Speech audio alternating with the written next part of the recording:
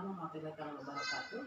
Sebelumnya mungkin saya mohon maaf ya karena hari ini mungkin mengganggu waktu Ibu beberapa menit terkait dengan beberapa tugas yang harus saya jalankan dalam pendidikan teknik ini.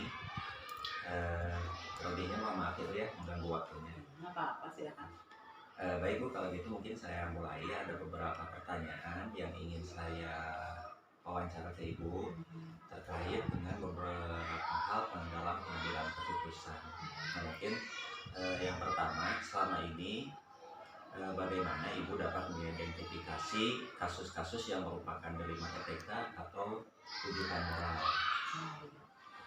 Baik ya Pak, selama Ibu menjadi kepala sekolah, Ibu dalam pengidentifikasian itu adalah kita menganalisis ya, apakah kasus itu termasuk ke dalam dilema etika atau ke dalam rujukan moral.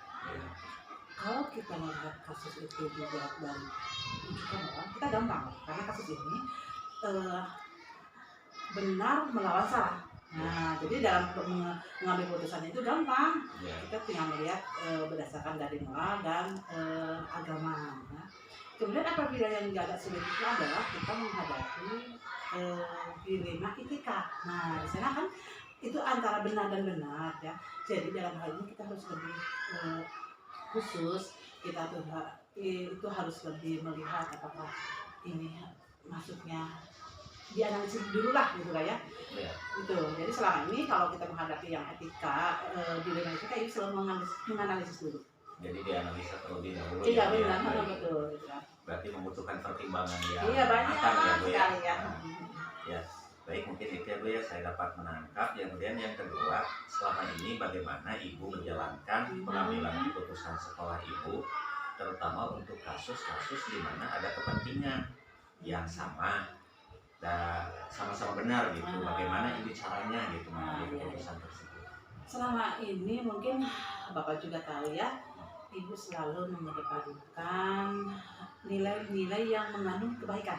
Nah, dan Ibu akan selalu mengambil keputusan berdasarkan keputusan bersama ya, berdasarkan keputusan yang berpihak kepada orang lain gitu. Terutama kepada anak-anak gitu ya, terutama itu ya. Ya. Baik, mungkin ya selama ini kita memang selalu mengambil keputusan, selalu mengutamakan kepentingan bersama ya. Baik, mungkin yang selanjutnya langkah-langkah atau prosedur apa saja yang biasa Ibu lakukan selama ini? Selama ini setiap Ibu menghadapi kasus, Ibu akan selalu mengambil beberapa langkah. Yang langkah pertama mungkin Ibu melihat data-datanya. Data kasus itu apa nih namanya? Kemudian Ibu akan melihat orang-orang yang bersangkutan dengan kasus itu.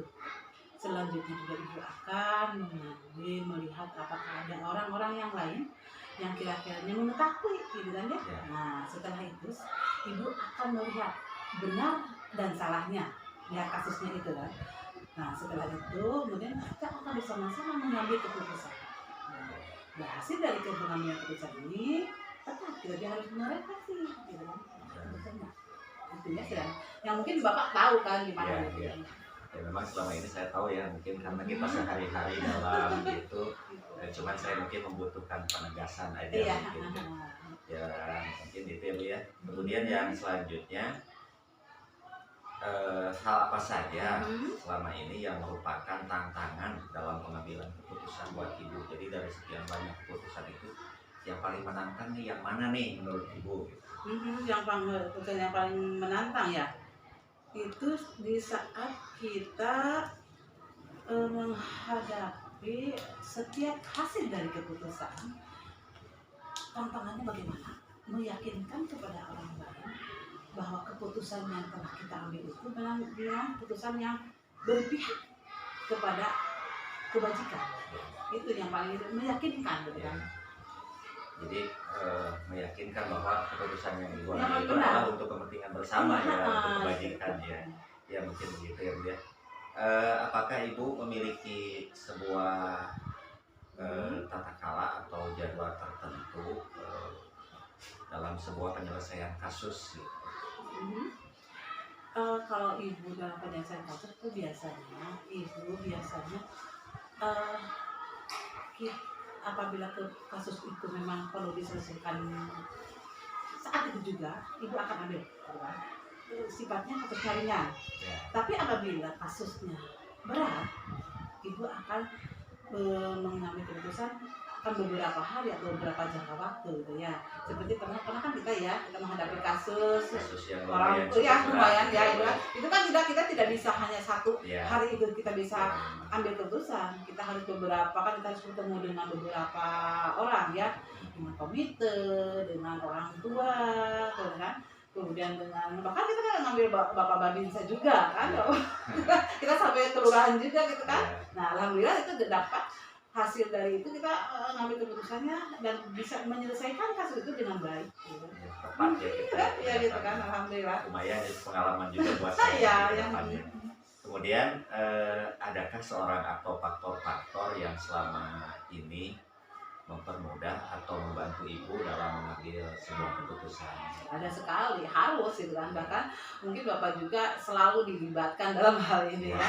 Karena kan banyak yang mesti kita selesaikan bersama, terutama dengan guru kan, dengan orang tua, dengan bapak komite, itu selalu meminta bantuan mereka. Ya. Jadi kita memang harus melibatkan orang banyak gitu ya.